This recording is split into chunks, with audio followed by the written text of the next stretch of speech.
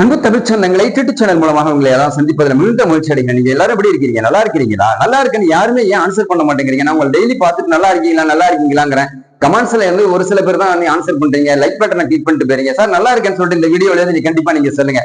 இப்போ அரசு இடஒதுக்கீடு சம்பந்தமா பள்ளிக்கூட மாணவர்களுக்கு மெட்ரிகுலேஷன்ல எத்தனை சதவீதம் இடஒதுக்கீடு கொடுத்திருக்காங்க தமிழ்நாடு அரசு, அதுக்கு யாரு பணம் கட்ட போறாங்க, உங்களுடைய குழந்தைகளை யாரெல்லாம் இலவச கல்வியில சேர்த்திருக்கீங்களோ அவங்களுக்கு இந்த வீடியோ பதிவு பண்ண போறேன்.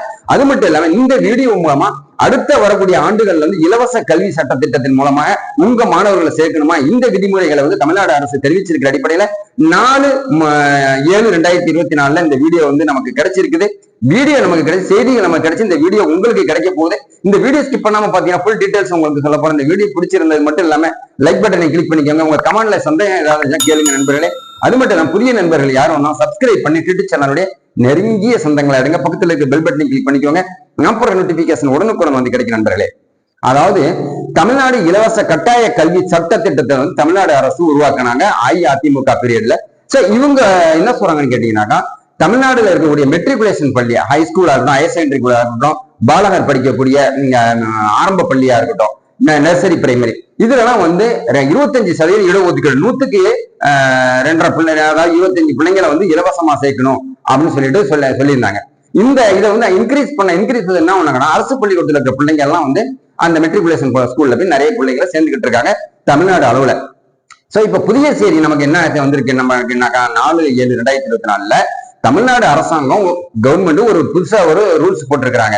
என்னன்னு கேட்டீங்கன்னாக்கா, 1 கிலோமீட்டருக்குள்ள இருக்கக்கூடிய அந்த சுற்று வட்டாரத்துல இருக்கக்கூடிய அந்த குழந்தைங்களை 25% குழந்தைங்களை அந்த நர்சரி பிரைமரி ஸ்கூல் இங்கிலீஷ் மீடியத்துல இருக்கக்கூடிய பிள்ளைங்களை சேர்க்கணும் அப்படின்னு சொல்லியிருக்கிறாங்க. கட்டாயமா சேர்க்கணும். யாரையும் ரிஜெக்ட் பண்ணாக்கா அரசு நடவடிக்கை எடுக்கும்னு சொல்லிட்டு சொல்லியிருக்கிறாங்க. அது மட்டும் இல்லாம சிபிஎஸ்இ ஸ்கூல்ல சேர்க்கலாமா அப்படின்னு சொல்லிட்டு ஒரு தரப்பு கேள்வி கேட்கும் போது, சிபிஎஸ்இ ஸ்கூல்ல சேர்க்க முடியாதுன்னு சொல்லிட்டு சிபிஎஸ்இ தலைமையகம் டெல்லியில இருக்கிறவங்க கோர்ட்ல சுப்ரீம் கோர்ட்ல ஸ்டே ஆர்டர் வாங்கியிருக்காங்க. ஏன்னா அவங்க இன்டர்நேஷனல் அளவுல மிகப்பெரிய அளவுல படிக்க வைக்கிறதுனால அவங்களுக்கு இந்த செலவினங்கள் பிரச்சனை வருது. அப்ப தமிழ்நாட்டை சேர்ந்த ஒரு நீதிபதி, ஒரு வக்கீல் சென்னை உயர் நீதிமன்றத்தில் ஒரு மனு தாக்கல் பண்றாரு. அதாவது மெட்ரிகுலேஷன் ஸ்கூல்ல சேர்க்கிற மாதிரி சிபிஎஸ்இலயும் எங்களுக்கு 25% இடஒதுக்கீடு கொடுங்கன்னு. அதை விசாரிச்ச நசுருதீன் அவங்க இந்த டீம் ஆஃப் த ஜட்ஜ்மெண்ட் எல்லாம் ஒரு சொல்லியிருக்கிறாங்க, சிபிஎஸ்இக்கு விதிவிலக்கு இருக்கு, அதை கட்டாயப்படுத்த முடியாது அப்படின்னு சொல்லியிருக்காங்க.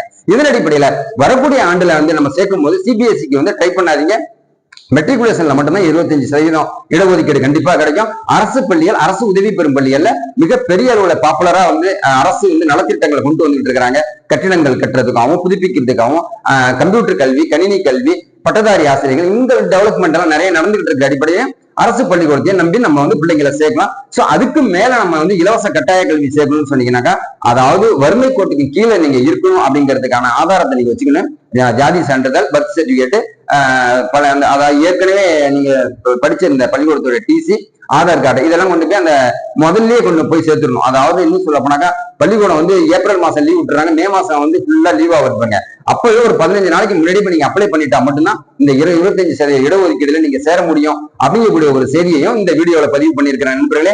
கட்டாயமா மெட்ரிகுலேஷன்ல சேர்க்கலாம், சிபிஎஸ்இல அடுத்த ஆண்டுல இருந்து இந்த ஆண்டும் சேர்க்க முடியாது அப்படின்னு சொல்லிட்டு பள்ளி கல்வித்துறை அறிவிச்சிருக்கிற அடிப்படையில என் டிட்டு சேனல் சொந்தங்களுக்கும் தமிழக மக்களுக்கு இந்த வீடியோ போட்டிருக்கேன். இந்த வீடியோ ஸ்கிப் பண்ணாம பார்த்ததுக்கு நன்றி. இந்த வீடியோ பிடிச்சிருந்தா லைக் பண்ணுங்க. புதிய நண்பர்கள் யாரும் சப்ஸ்கிரைப் பண்ணி வச்சுக்கோங்க. நன்றி.